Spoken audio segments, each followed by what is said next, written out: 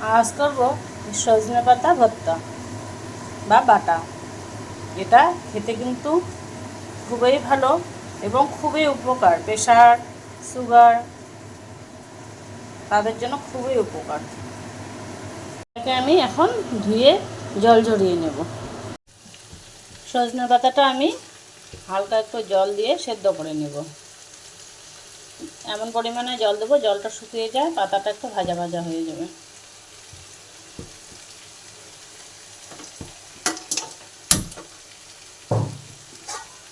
ঢাকা দিয়ে সেদ্ধ করে দেবো।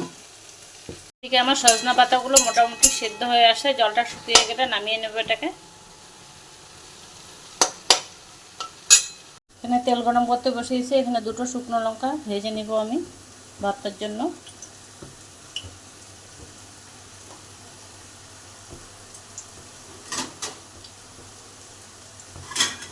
শুকনো লঙ্কা দুটো ভাজা হয়ে গেছে, নামিয়ে নেব।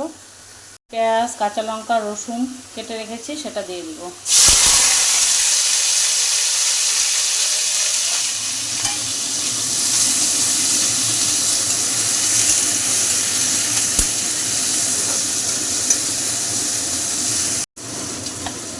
আমি স্বাদ মতো একটু নুন দিয়ে দেবো। এখানে আপনারা হলুদ দিতে পারেন, নাও দিতে পারেন, আমি দেবো না। সজনে পাতাটার জল একদম শুকিয়ে গেছে, ভাজা হয়ে গেছে, এটা নামিয়ে নেব। নামিয়ে ঠান্ডা করে নেব এটা। এখান থেকে আমি একটু পেঁয়াজ আর রসুন আর একটু কাঁচা লঙ্কা নামিয়ে রাখবো।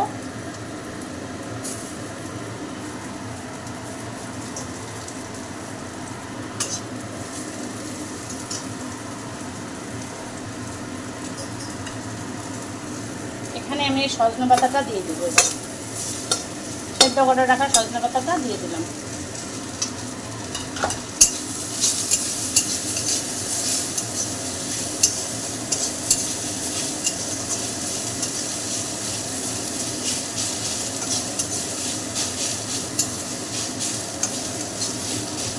হয়ে গেছে, এটাকে নামিয়ে নেব। এবার এটাকে ঠান্ডা করে শিলনোড়ায় বা মিক্সার গ্রাইন্ডারে বেটে নেব। আমি মিক্সার গ্রাইন্ডারে বাটবো, আমার শিলনোড়া নেই। এটা ঠান্ডা হয়ে গেছে, এবার এটাকে বেটে নেওয়ার পালা।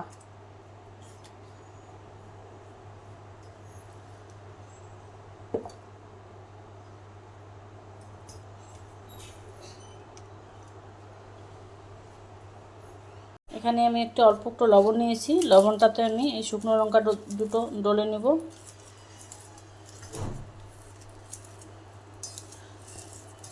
পরিমাণ মতো আমি লবণ দিয়েইছি আগে।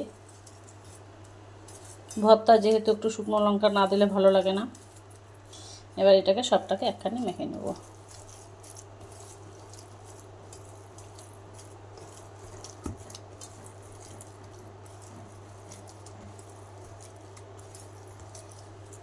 একদম কমপ্লিট। এবার গার্নিশিং করব আমি। একদম কমপ্লিট। এবার একটু আমি উপর থেকে কাঁচা তেল দিয়ে দেবো। ভর্তা মানে কাঁচা তেল না দিলে তো ভালো লাগবে না, উপর থেকে একটু কাঁচা তেল দিয়ে দিলাম।